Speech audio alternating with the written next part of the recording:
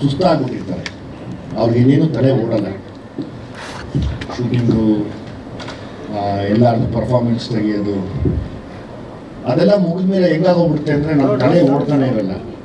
ಅವಾಗ ನಮಗೆ ಮತ್ತೆ ಜೀವ ಕೊಡೋದು ಅಂದರೆ ಮ್ಯೂಸಿಕ್ ಡೈರೆಕ್ಟ್ರು ಮತ್ತು ಲಿರಿಸಿಸ್ಟ್. ಯಾವಾಗ ಆ ವಿಷಯದಲ್ಲಿ ನಾನು ಫ್ರಮ್ ದ ಸಲಗಾಯಿಂದನೂ ಅದೆಷ್ಟು ಜನದ್ದು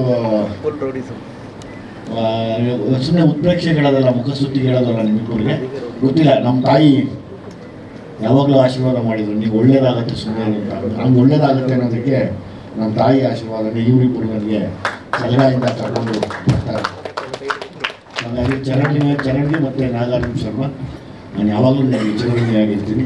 ನಾವೇನೇ ಮಾಡಿದ್ರು ಚೆನ್ನಾಗಿ ಆಗ್ತಾ ಇದೆ ಅನ್ನೋಕ್ಕೆ ನೀವಿಬ್ಬರೇ ಮೇನ್ ಕಾರಣ. ಒಂದ್ಸರಿ ಶೂಟಿಂಗ್ ಮುಗಿದ್ರೆ ಮುಗಿದೋಯ್ತು ನಮ್ಮ ಕತೆ, ತಲೆ ಓಡಲ್ಲ ನಮಗೆ, ಅಂದರೆ ನಂಬಾಗ್ಬಿಟ್ಟಿರುತ್ತೆ, ಗೊತ್ತಾಗಲ್ಲ ಏನು ಮಾಡಬೇಕು ಏನು ಬಿಡಬೇಕು ಅಂತ. ಅವಾಗ ನಾವು ಹೇಳಿದಾಗ ಅದಕ್ಕೆ ಬದುಕನ್ನ ಕಟ್ಕೊಡ್ತೀರ ಮತ್ತೆ ಎಲ್ಲರಿಗೂ. ಹಾಗಾಗಿ ಈ ಕ್ರೆಡಿಟ್ಸು ಅಥವಾ ಏನೇ ಆಗಲಿ ನಿಮಗೆ, ನಿಮ್ಮ ಮ್ಯೂಸಿಕ್ಗೆ ಮತ್ತು ನಿಮ್ಮ ಬರವಣಿಗೆಗೆ ಯಾವತ್ತೂ ನನ್ನ ಕಡೆಯಿಂದ ನಾನು ಚಿರಋಣಿಯಾಗಿರ್ತೀನಿ. Thank you very much. Thank you sir.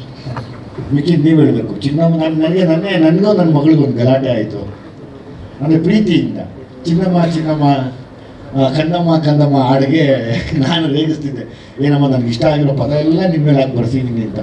ಸುಮ್ಮನೆರಪ್ಪ ನೀನು ನನ್ನ ಮೊದಲೇ ಕರೆದಿದ್ಯಾ ಅಂತ ಕ್ಯೂಟಾಗಿ ಕೇಳ್ತಿದ್ಲು. ಹೌದು, ಎಲ್ಲ ತಂದೆ, ಎಲ್ಲ ಮಕ್ಕಳು, ಎಲ್ಲ ಪ್ರೀತಿ ಮಾಡೋರನ್ನ ಚಿನ್ನಮ್ಮ, ಕಂದಮ್ಮ, ಮುದ್ದಮ್ಮ, ಬಂಗಾರಿ ಅಂತ ಕರೆಯೋದು ಸರ್ವೇ ಸಾಮಾನ್ಯ.